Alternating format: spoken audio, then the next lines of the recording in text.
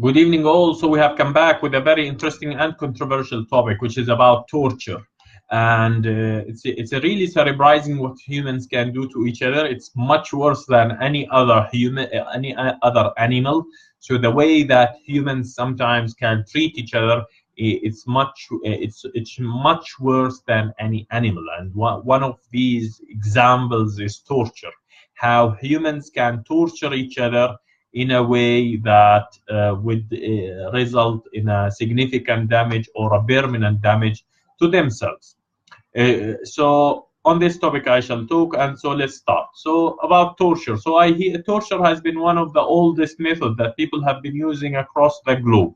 So about torture, we heard about some kinds of torture in Spain or in Andalusia and Morocco, where a drop of water is being dropped at your head every 3 seconds until you go mad. And we heard about some kind of torture in China, where part of your brain is removed, but you are still, or in Asia, where part of your brain is removed, but you are still alive. But these are the old kind of torture. But what kind of torture that we have heard in our current times? So we have heard about burning testicles or electrifying testicles. We have heard about raping. We have heard about we have heard about telling someone that we will rape your family or we will kill your family. And those threats sometimes are real, are not fake. So if they, so you can hear some people are trying to do this, or some law reinforcement or some law enforcement agencies would be really doing this, like killing your family or raping your family and so on. And maybe we see it in neighboring countries. So also strike and lashes, part of torture, which is very famous, or using your body, using all physical objects to harm other person body, which can result in breaking hands and breaking legs and so on. That's very famous. Other things like putting off cigarettes putting off cigarettes in your body, or doing some burns within your body. Also, cutting some fingers or cutting part of your limbs is, of course, part of torture, where they just cut part of your fingers, or cut part of your part of your body.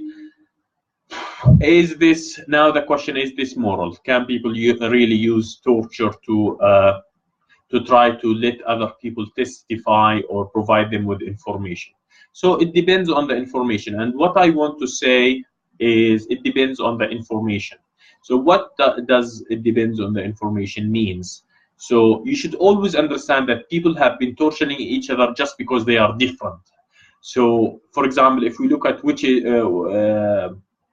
like not magicians, witches in Europe, we have seen that many of them have been burned just because they have been accused of practicing magic or black magic and so on, without any evidence.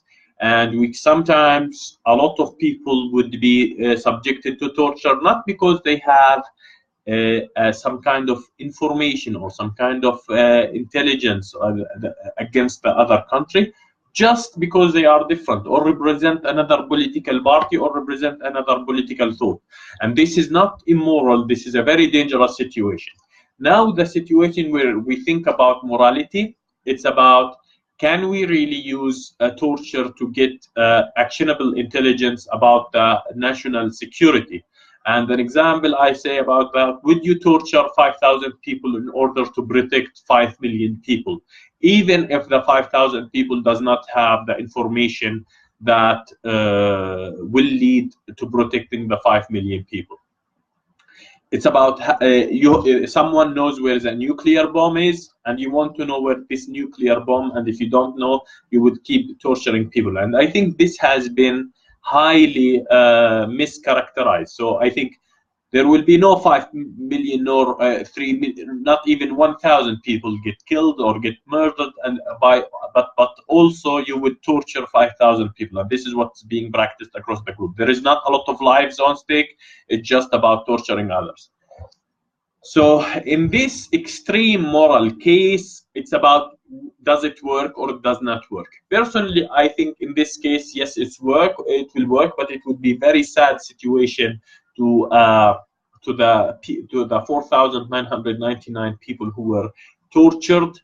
But some people say it will not work, and this is also another question. So if it will not work and it's not about national security, why you will be doing this? At least I think we need to look at every interrogation technique with a lot of human principles and with a lot of focus in mind, and whether it provides with actionable intelligence or whether it is provided with information that is valuable for national security or not. But by all means, we should consider fighting any kind of torture or any kind of let me say, harm to other people just because they are different, or just because they are represent another party. That was my quick talk on things. I wish you a great evening, and it will be interesting to understand where the world is going on this topic. Have a great day, and I should say, salam.